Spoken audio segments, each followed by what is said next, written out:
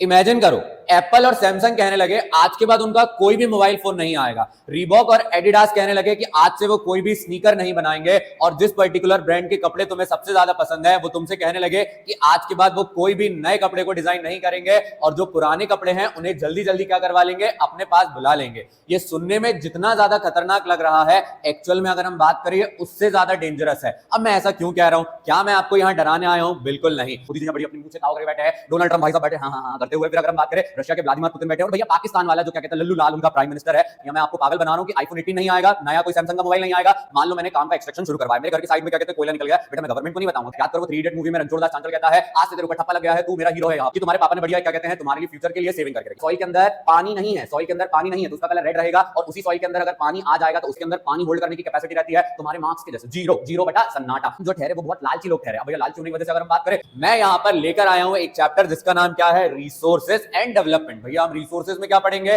बेटा जिस particular mobile से तुम ये वीडियो देख रहे हो, जिन पर्टिकुलर कपड़ों को तुमने पहना है, जिस पर्टिकुलर घर के अंदर तुम रहते हो, उसके अंदर का एक एक ब्रिक और जो रेत के एक एक पार्टिकल जो है वो हमारे इस पर्टिकुलर अर्थ पर मिलने वाले रिसोर्सेज हैं। और आज अगर हम बात करें डेवलपमेंट के नाम पर हम क्या कर रहे हैं, इनको एक्सटेंड करते जा रहे हैं। तो जितनी सारी चीजें इतनी खतरनाक हो सकती हैं सुनने में, एक्चुअल में उनके साथ क्या हो रहा है हम क्या करेंगे, ज्योग्राफी के इस पर्टिकुलर किताब में पढ़ेंगे। तो भैया आज तो मैं ज्योग्राफी की पूरी किताब नहीं पढ़ाऊंगा, आज हम इसका पहला वाला चैप्टर पढ़ेंगे जिसका नाम है रिसोर्सेज एंड डेवलपमेंट। ये रहने वाला है इसका रैपिड रिवीजन, जिसको हम 25 से 30 मिनट के अंदर कंप्लीट करेंगे और आपके सारे डाउट को क्लियर कर देंगे। तो आज रहने वाला है हमारा डे नंबर 9, जिसमें हम रिसोर्सेज एंड डेवलपमेंट को कंप्लीट करेंगे। तो हमेशा की तरह बगैर किसी देरी के कर लेते हैं स्टार्ट। अब यहां पर अगर ध्यान दिया जाए, ये रिसोर्सेज क्या है भैया, रिसोर्सेज ही नहीं पता रहेंगे तो हम कैसे बता पाएंगे कि कोई चीज एक्सटेंड करने वाली है या हमारे पास रहने वाली है। या मैं आपको पागल बना रहा हूं कि आईफोन 18 नहीं आएगा, नया कोई सैमसंग का मोबाइल नहीं आएगा, बट ऐसा नहीं। पहले हमें यह जानना पड़ेगा कि रिसोर्सेज है क्या,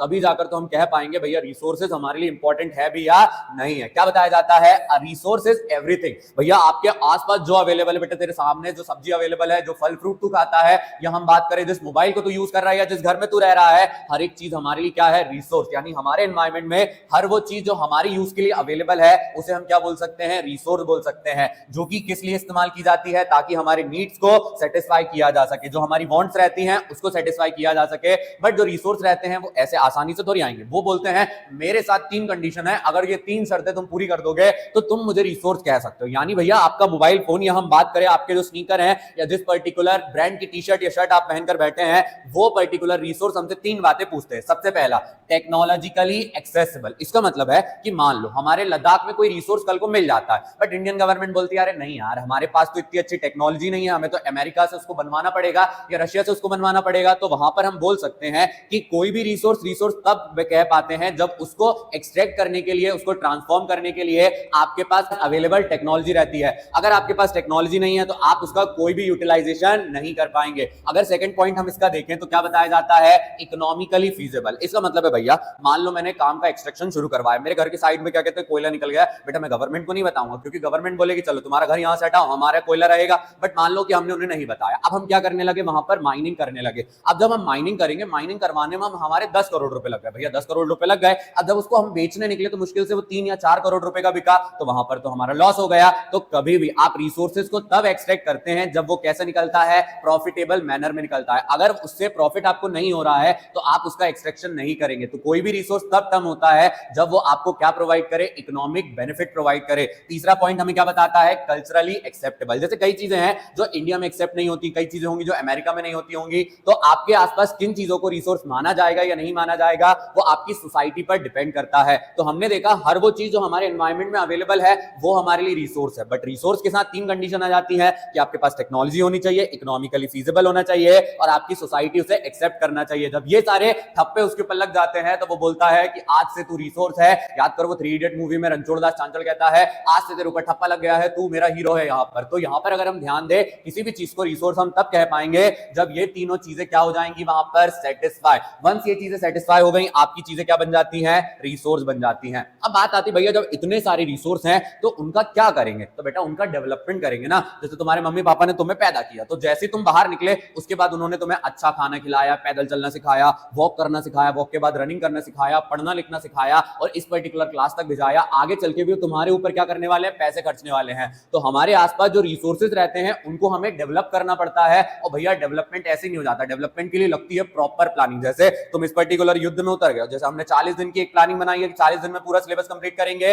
वैसे ही हर तरीके के रिसोर्स को डेवलप करने के लिए भी प्लानिंग बनाई जाती है। सबसे पहले अगर हम देखें, indiscriminate use of resource has led to ecological crisis. To encounter this we focus on sustainable development. अब अगर बात की जाए over a period of time, हमारे पूरे वर्ल्ड वाले लोगों ने देखा कि हमारे पास कुछ भी नहीं, हम पत्थरों में रह रहे हैं, आदि मानव जैसे क्या कहते हैं झोपड़ी वाले घर में रह रहे हैं, हमें तो बढ़िया एरोप्लेन चाहिए, बढ़िया बढ़िया रिसोर्सेज चाहिए। तो भैया इसके लिए हमने क्या करना शुरू किया, जो भी रिसोर्स हमें मिलते गए उन्हें इनडिफाइनाइट तौर पर इस्तेमाल करना शुरू किया। हमें तो लगा ये भगवान की देन है, भगवान जी कल फिर से नया वाला रिसोर्स हमें प्रोवाइड कर देंगे, बट ऐसा नहीं। ये जो रिसोर्सेज रहते हैं ये आप इनडिस्क्रिमिनेट मैनर में यूज नहीं कर सकते, क्योंकि इनकी जो अवेलेबिलिटी रहती है वो लिमिटेड रहती है। तो हमने देखा जब हम ओवर यूज इसका करते गए तो धीरे धीरे करके हमारी ग्लोबल प्रॉब्लम बढ़ी। जैसे अगर हम बात करें, आजकल सी लेवल बढ़ता जा रहा है, बर्फ पिघलती जा रही है, और अगर हम बात करें जो हमारे आसपास अवेलेबिलिटी ऑफ रिसोर्स है वो लगभग खत्म होती जा रही है। उसका इकलौता कारण है कि हमारा जो यूसेज है वो बहुत ज्यादा बेकार है। इसी वजह से हर तरीके की गवर्नमेंट, आपकी इंडिया की गवर्नमेंट हो गई, और अगर हम बात करें मान लो अमेरिका हम चले जाते हैं, अमेरिका गवर्नमेंट हो गई, मान लो वेनेजुला चले जाते हो तुम, वेनेजुला की गवर्नमेंट हो गई। हर गवर्नमेंट आपसे कहेगी कि आपको क्या करना है, अपने रिसोर्सेज को सस्टेनेबल मैनर में यूज करना है। अब भैया बात आती है ये सस्टेनेबल मैनर क्या है, सस्टेनेबल डेवलपमेंट क्या है। Development that takes place without damaging the environment and meet the need of the present without compromising the future. मान लो कि तुम्हारे पापा ने बढ़िया क्या कहते हैं तुम्हारे लिए फ्यूचर के लिए सेविंग करके रखी। भैया वो सेविंग कहां से आई, उन्होंने आज पैसा कमाया, बट वो पैसे में से एक पर्टिकुलर हिस्सा उन्होंने निकाल कर रखा ताकि आने वाले फ्यूचर में वो तुम्हारी जरूरतों को फुलफिल कर सके। उसी प्रकार आजकल जो डेवलपमेंट हो रहा है उसमें हमें क्या करना पड़ेगा, अपनी डिमांड्स को तो फुलफिल करना है, बट आगे वाली जनरेशन के लिए भी रिसोर्सेज को प्रिवेंट करके रखना है, हमारे एनवायरमेंट को क्या नहीं करना है, डैमेज नहीं करना है। तो इस तरीके का जो डेवलपमेंट होता है उसे हम सस्टेनेबल डेवलपमेंट कह सकते हैं। अब जब सस्टेनेबल डेवलपमेंट आता है तो उसके साथ कुछ टर्म्स आती हैं। सबसे पहला आता है रियो डी जेनेरियो, जो कि हुआ था 1992 में। इसका मेन मुद्दा क्या था, the first international earth summit to address environmental protection and socio economic development. यहां पर ये पहली बार हुआ था जहां पर वर्ल्ड के सारे लीडर, मान लो मोदी जी बड़ी अपनी मुंह से ताव करके बैठे हैं, डोनाल्ड ट्रंप भाई साहब बैठे हाँ हाँ हाँ करते हुए, फिर अगर हम बात करें रशिया के व्लादिमीर पुतिन बैठे हैं, और भैया पाकिस्तान वाला जो क्या कहते हैं लल्लू लाल उनका प्राइम मिनिस्टर है वो यहां पर बैठा हुआ है। तो यहां पर ऑल ओवर द कंट्री के जो प्राइम मिनिस्टर प्रेसिडेंट रहते हैं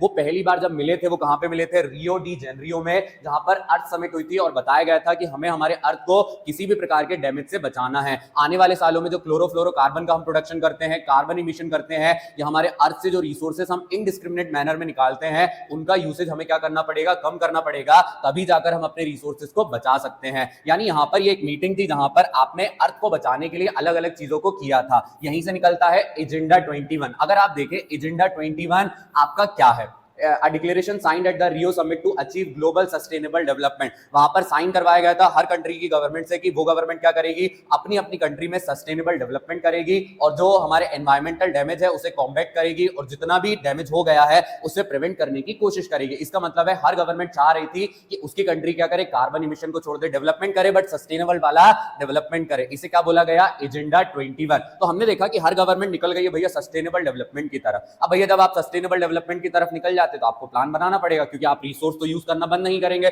कल से मैं आपसे बोल दूं जूते पहनना बंद कर दो, कपड़े पहनना बंद कर दो, तो ऐसा हो पाएगा, नहीं हो पाएगा। तो हमें लगती है एक प्रॉपर प्लानिंग। तो यहां पर प्लानिंग के लिए आप याद रखें जो रिसोर्स प्लानिंग है वो एक बहुत ज्यादा कॉम्प्लेक्स प्रोसेस है, जिस वजह से हमारी गवर्नमेंट क्या करती है, तीन चीजों पर ध्यान देती है। सबसे पहला क्या रहता है, आइडेंटिफिकेशन एंड इन्वेंटरी। मान लो मेरे घर के पास बढ़िया कोयला मिल गया, मेरे घर के पास डायमंड मिल गया, तो गवर्नमेंट क्या करेगी, सबसे पहले रिसोर्स को आइडेंटिफाई करती है कि जो रिसोर्स है वो कहां पर अवेलेबल है, उसकी ज्योग्राफिकल लोकेशन क्या है। एक बार लोकेशन वहां पर आइडेंटिफाई हो जाती है, रिसोर्स पता लग जाता है जिस जगह पर है, उसके बाद उसकी इन्वेंटरी को पता लगाया जाता है कि कितना रिसोर्स अवेलेबल है, क्या जितना पैसा हम उस पर खर्च करेंगे क्या उतना ज्यादा इकोनॉमिक बेनिफिट हमें हो सकता है। तो पहले क्या करा जाता है, इन सारी चीजों को एक्नॉलेज किया जाता है। दूसरा पॉइंट हमें बताता है in evolving a planning structure। अब भैया आपने देख लिया कि आपके आसपास रिसोर्स अवेलेबल है। अब जब रिसोर्स अवेलेबल है तो आपको एक प्लानिंग स्ट्रक्चर तैयार करना पड़ेगा कि भैया हम जाएंगे कब, वहां पर कौन सा इंस्टीट्यूशन सेटअप करेगा, कौन सी टेक्नोलॉजी लगेगी, किस तरीके के लेबर लगेंगे, तो वहां पर एक प्लानिंग का स्ट्रक्चर हमें तैयार करना पड़ता है। तीसरा पॉइंट हमें बताता है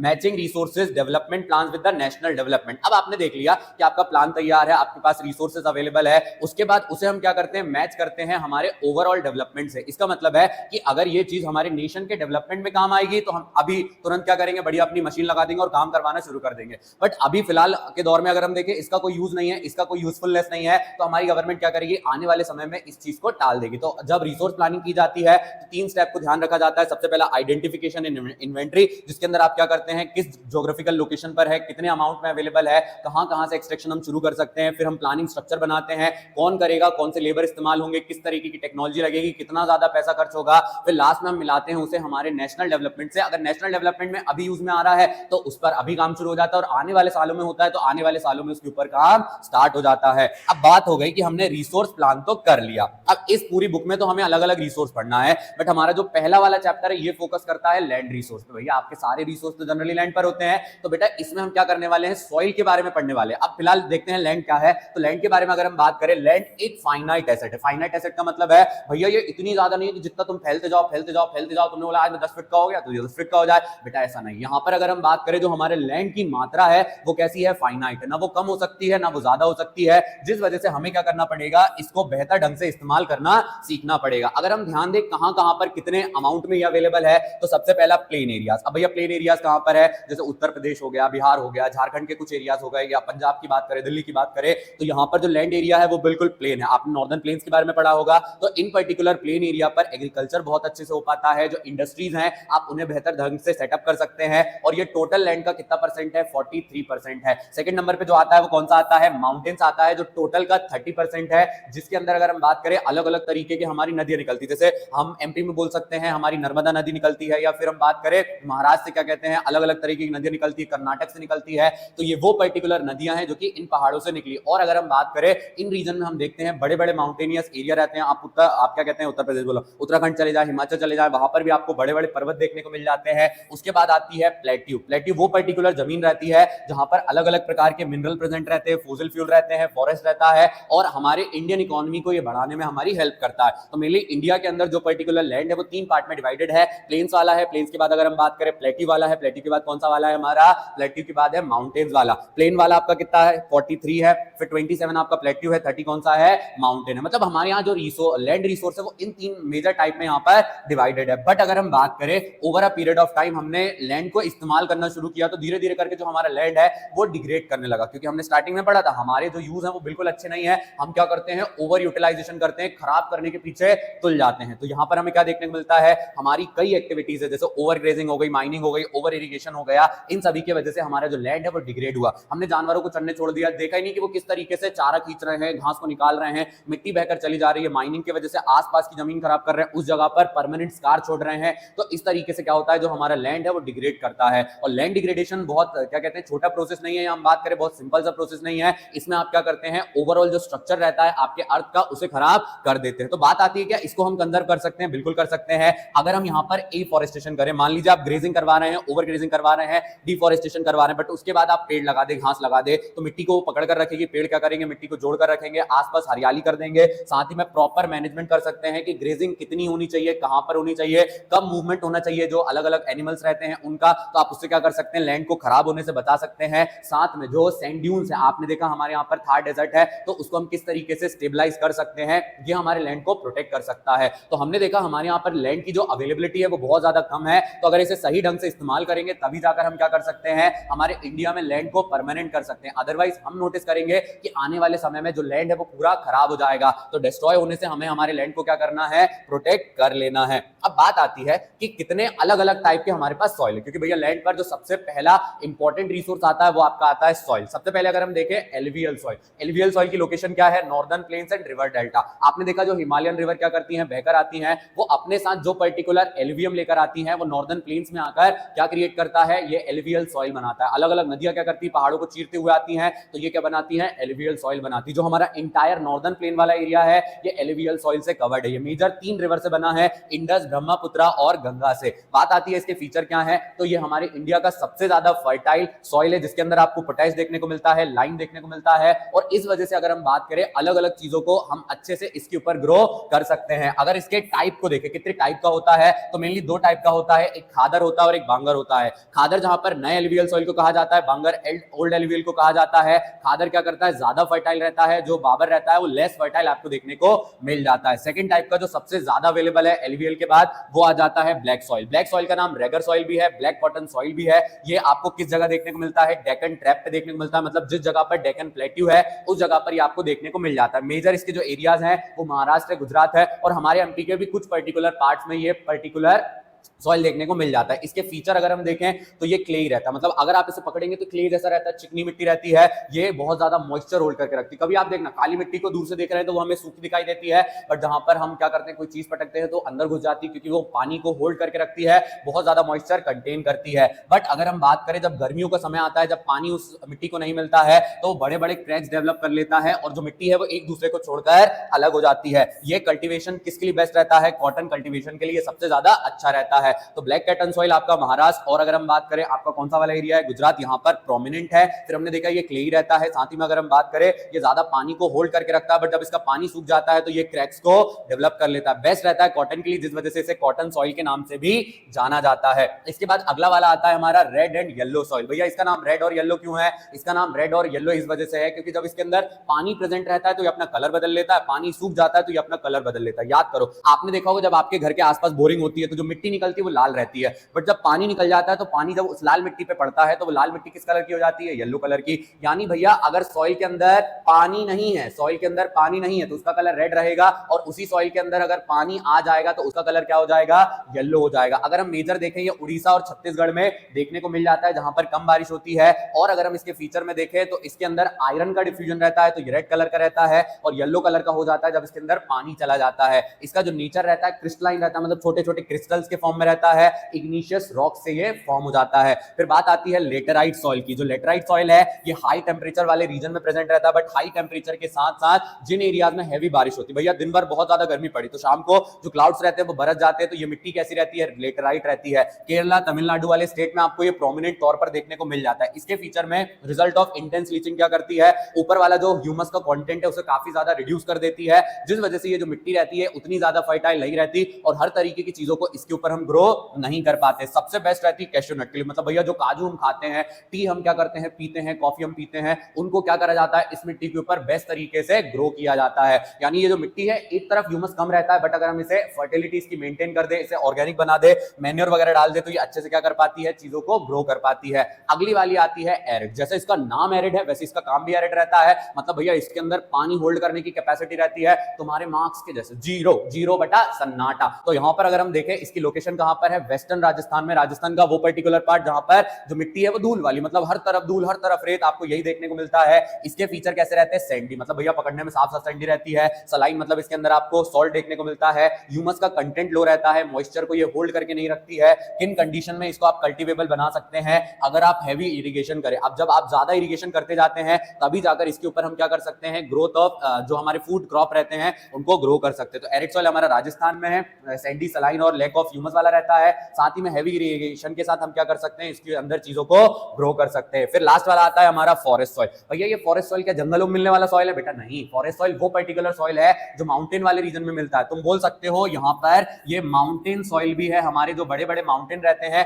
उनके ऊपर जो सॉइल अवेलेबल रहता है वो फॉरेस्ट सॉइल रहता है। मेनली जो हिमालयाज है वहां पर आपको देखने को मिलता है। इसके फीचर में आपको लोमी इन वैलीज देखने को मिल जाता है, मतलब जो दो पहाड़ के बीच में रास्ता रहता है वहां पर ये लोमी फॉर्म में रहता है। कोर्स ऊपर से क्या करता है? छोटे छोटे बड़े बड़े बोल्डर टाइप के पत्थर को लेकर आता है। ये एसिडिक हो जाता है जब ये ऊपर वाले एरियाज में रहता है और नीचे रहता है, तो इसके ऊपर हम थोड़े बहुत पेड़ पौधों को ग्रो कर सकते हैं। तो ये मेजर आपके 6 टाइप के क्या थे? रिसोर्सेज थे सॉइल वाले, जिनको आपको याद रखना है। हर क्या कहते हैं सॉइल के आपके 2 से 3 पॉइंट तैयार करके रखना है ताकि पेपर में आ जाए तो आपके पास डायरेक्ट आंसर अवेलेबल रहे और आप छुट्टियों में उस चेकर को बता दो कि हम पढ़कर आए हैं, हमें सारा चीज आती है, हम किसी से नहीं डरते हैं। अब हमने ये तो देख लिया कि जो हमारा सॉइल है वो किस तरीके से काम करता है, वो तो हमने देखा था। लैंड भी हमारे पास है, बट हमें पता है कि हम जो ठहरे वो बहुत लालची लोग ठहरे। अब भैया लालची होने की वजह से अगर हम बात करें हमारी जो चीजें हैं वो खराब हो जाती है। भैया चीजें खराब हो जाती है तो उन्हें बचाना पड़ेगा। तो जो सॉइल है उसके साथ इरोजन होता है, भैया इरोजन की वजह से उसे बचाना पड़ेगा। तो पहले सॉइल इरोजन देख लेते हैं। सॉइल इरोजन क्या है? ये वो पर्टिकुलर प्रोसेस रहती है जिसमें जो हमारी मिट्टी की टॉप सॉइल रहती है वो विंड के कारण, एयर के कारण, रेन के कारण, या हम बात करें हम सारे लोगों के यूटिलाइजेशन के कारण बहकर चली जाती है, जिसे सॉइल इरोजन कहते हैं। सॉइल इरोजन मेजर 2 टाइप का होता है, एक गली इरोजन होता है और एक सीट इरोजन होता है। गली इरोजन में आप देखते हैं नाली जैसी बन जाती है, नदियों जैसी बन जाती है। जब तेज नदी आती है वो क्या करती है, अपना फ्लो लेकर जाती है, बीच की पूरी मिट्टी गायब हो जाती है, तो वहां पर गली इरोजन होता है। सीट इरोजन में हम देखते हैं ऊपर की जो टॉप लेयर रहती है वो क्या करती है, शीट के फॉर्म से हट जाती है। और ये मेजर कारण क्या रहता है, इसमें ह्यूमन इंटरवेंशन भी रहता है और नेचुरल भी रहता है। बट नेचर क्या करता है, जिस तरीके से वो चीजों को खराब करता है उस तरीके से वो रिवाइव भी कर लेता है। बट हम जो करते हैं उसकी वजह से जो हमारी मिट्टी है वो वापस से रिवाइव नहीं हो पाती। तो ये तो हमने देख लिया कि हमारी जो मिट्टी है वो खराब कैसे होती है। बट बात आती है कि जब हम चीजों को खराब कर सकते हैं तो अगर हम चाहें तो चीजों को हम अच्छा भी कर सकते हैं। तो इन चीजों को बेटर करने के लिए हम क्या करते हैं, काउंटर प्लगिंग करते हैं। काउंटर प्लगिंग एक ऐसा तरीका है जिसमें जो बहता हुआ पानी रहता है उसको आप रोक सकते हैं। जब पानी बहने वाला था वो अपने साथ मिट्टी और अदर न्यूट्रिएंट को लेकर जाता है तो उसको आप क्या कर सकते हैं, आपकी फील्ड में, आपके एरिया में स्टॉप करके रख सकते हैं। दूसरा रहता है टेरेस फार्मिंग। आपने देखा होगा कई माउंटेन वाले रीजन में जहां लोग फार्मिंग करते हैं वहां टेरेस के फॉर्म में क्या करते हैं, वो कट कर देते हैं। टेरेस फार्मिंग से वजह से होता क्या है, ऊपर से इरिगेशन भी होता है, मिट्टी बहकर भी आती है, तो वो स्लोप से नीचे बहकर नहीं चली जाती है बल्कि उन्हीं टेरेस पर इकट्ठा होकर रह जाती है। तो आपकी मिट्टी क्या करती है, टाइट होल्ड करके रहती है और अच्छी तरीके से आप इरिगेशन कर सकते हैं। जो आपने टी के बागान देखे होंगे कभी केरला, याद करो चेन्नई क्या कहते हैं एक्सप्रेस मूवी देखी होगी तुमने, तो उसमें क्या कहते हैं शाहरुख खान और दीपिका पादुकोण जब डांस करते हैं तो बीच में अलग अलग जो पहाड़ हमें देखने को मिलते हैं हरे हरे कलर के, वो टेरेस फार्मिंग का ही एग्जांपल है। अगर हम यहाँ ध्यान दें, स्ट्रिप क्रॉपिंग कर सकते हैं। एक हमने क्या लगा दी, घास की पट्टी लगा दी, फिर क्रॉप लगा दी, फिर घास की पट्टी लगा दी, क्रॉप लगा दी। तो घास क्या करती है, जो मिट्टी रहती है उसे होल्ड करके रखती है टाइटली, और जो बड़े बड़े पेड़ रहते हैं वो क्या करते हैं, हवा को दूसरे तरफ नहीं जाने देते। तो उसके वजह से क्या होता है, जो हमारी मिट्टी बहकर जाने वाली थी, सॉइल खराब होने वाला था, वो इरोड नहीं होगा। और शेल्टर बेल्ट क्या कर सकते हैं, बना सकते हैं। आपके बढ़िया आजू बाजू क्या कर देंगे, पूरे एरिया में पेड़ ही पेड़ लगा देंगे, तो उसके वजह से क्या होगा, मिट्टी वहीं पर थम जाएगी। इसी के साथ हमारा ये वाला चैप्टर हो जाता है कंप्लीट। अगर ये वीडियो आपको अच्छी लगी है तो एक लाइक जरूर करके जाएंगे, एक कमेंट जरूर करके जाएंगे। आपका एक कमेंट मेरा मोटिवेशन बढ़ा देगा। और अगर आपको कोई भी सजेशन देना है तो आपके हर सजेशंस वेलकम है।